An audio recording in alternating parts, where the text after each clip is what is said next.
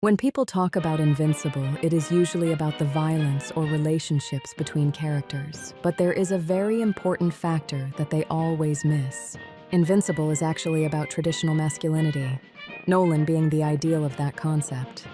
Let's go over his physical appearance. Nolan is designed to look like the idealized version of a man, almost deceptively normal at first glance, which makes his true nature more unsettling. He's tall and powerful, with a broad chest, wide shoulders. His physique isn't overly stylized like a bodybuilder. It's more dense and functional, like someone whose strength is effortless rather than performed. He carries himself with authority, a quiet dominance. A man that you can trust and put faith in. Someone to look up to. The most defining feature is his mustache. Thick, dark, and sharply groomed. It gives him a slightly old-fashioned, almost paternal presence, reinforcing the image of a dependable father figure. His hair is dark with subtle graying at the temples. It's kept short and neatly styled, adding to that controlled, mature look.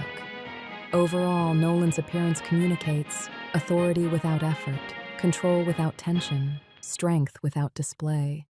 He looks like a protector, but once you understand who he really is, that same appearance reads as something much colder, a being who was always above everyone else, just choosing to appear human.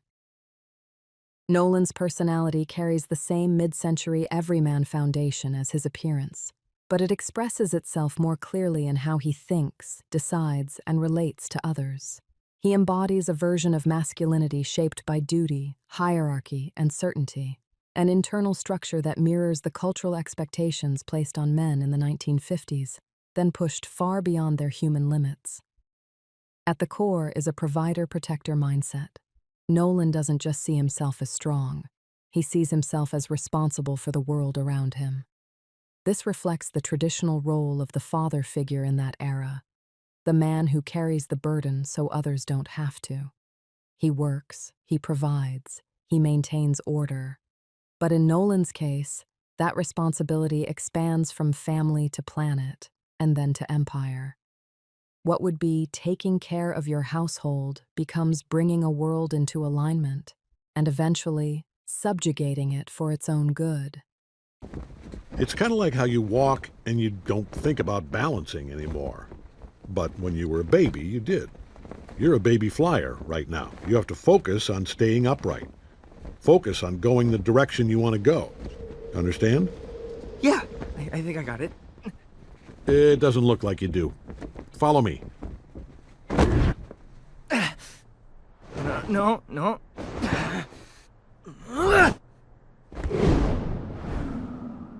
You can wear yourself out flying. Moving fast is like tensing a muscle. You're much better off if you relax that muscle from time to time. Use the momentum you're building to carry you forward. Okay, you don't want to fall, so you're going to have trouble relaxing. It's kind of like peeing your pants on purpose. What? Peeing your pants on purpose. You know, you spend your whole life trying not to pee your pants. So letting go, peeing your pants on purpose, it's next to impossible. How do you know this? Who would try that? You are far better at flying than you should be. Late night practice? Is that why you're so tired? Don't try to change the subject. Land over there. Slow down. Land, I said land. Why aren't you slowing down? I can't! Stop. Just stop!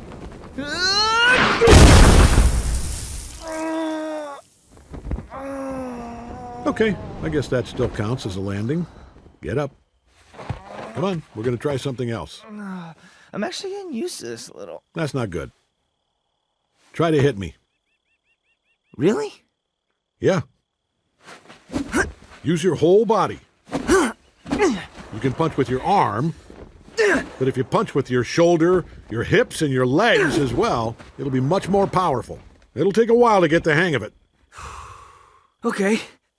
Now with us, we can freely move ourselves through physical space. That's how we fly. So we don't have to pivot on our feet and push off the ground. We can literally push off anything. We can create our own leverage.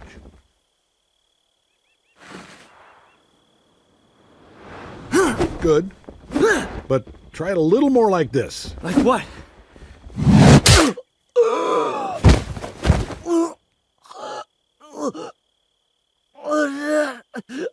Dad!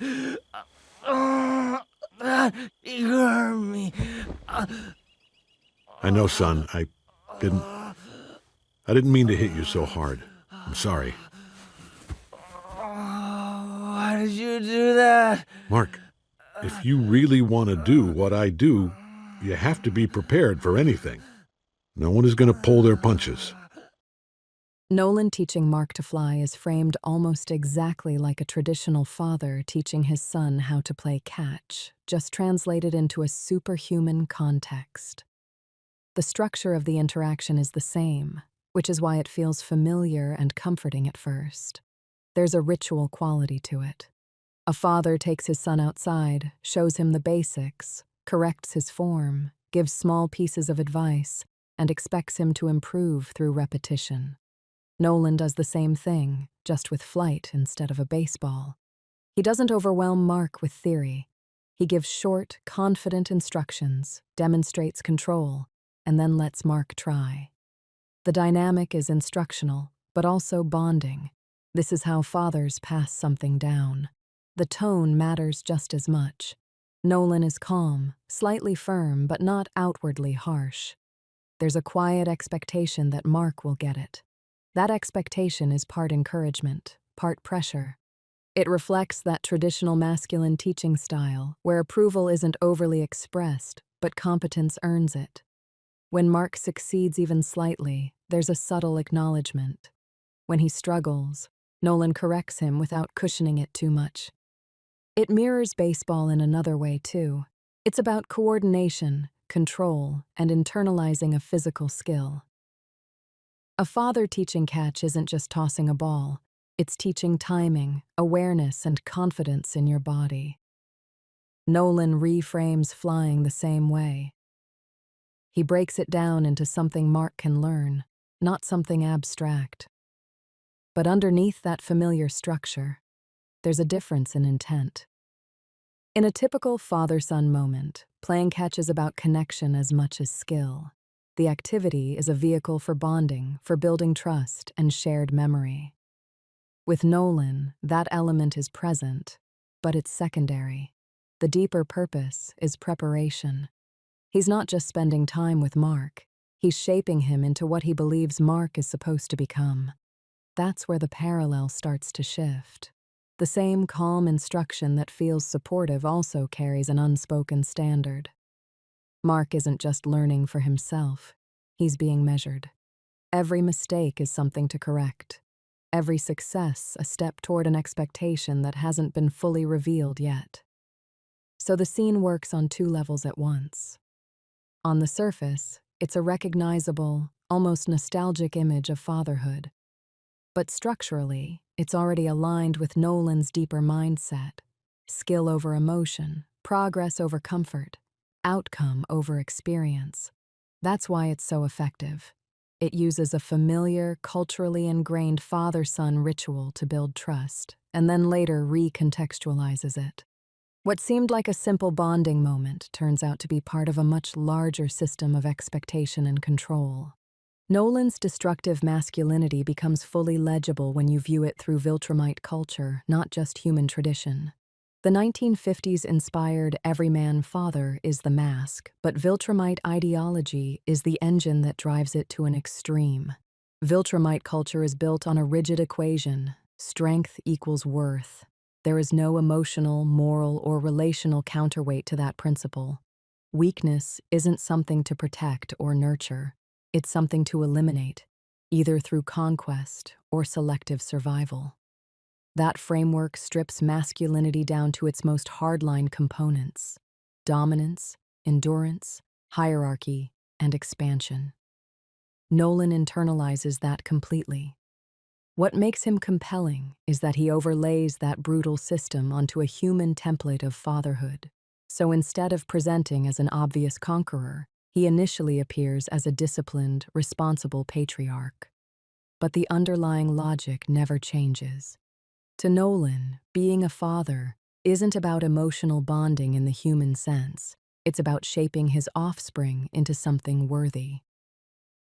Mark is not just his son, he is a test of legacy. This is where his masculinity becomes destructive. In a healthy framework, fatherhood includes guidance, protection, and emotional recognition.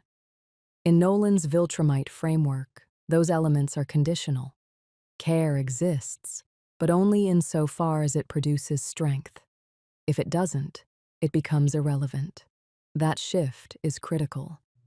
The same man who calmly instructed his son is the one who later brutalizes him. The shift is not from one personality to another, but from a restrained system to an unrestrained one. His violence is not a loss of control in the emotional sense. It is an escalation of control. The rage that emerges is not erratic or impulsive. It is directed, purposeful, and deeply rooted in his worldview.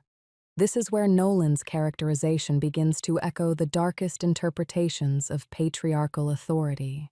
The father figure, once a source of safety, becomes a source of overwhelming force.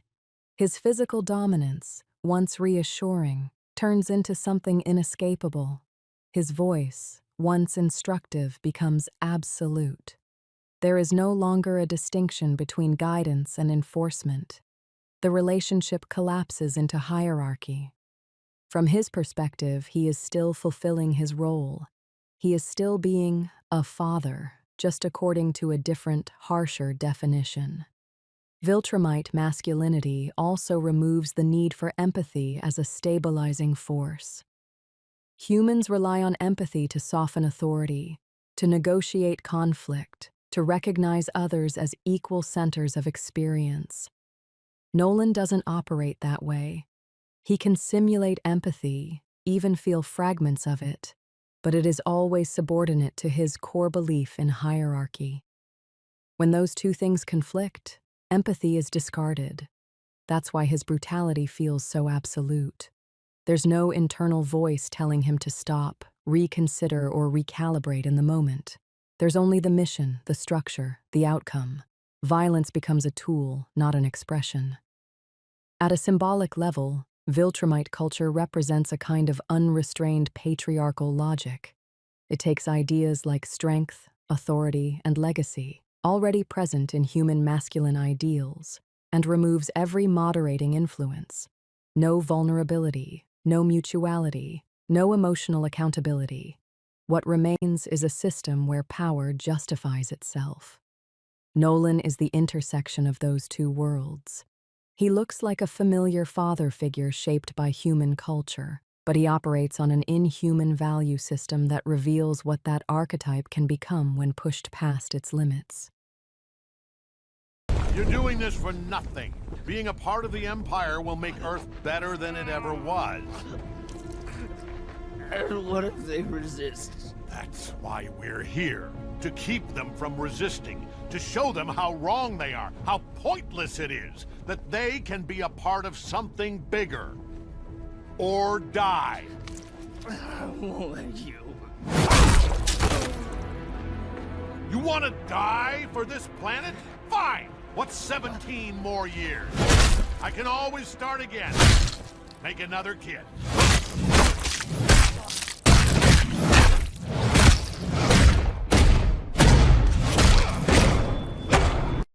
Thanks everyone for watching my analysis of Nolan. If you want to discuss it, you can talk to me in the comments. I will always respond. Please like, share, or subscribe. If you have any more ideas for future videos, just let me know.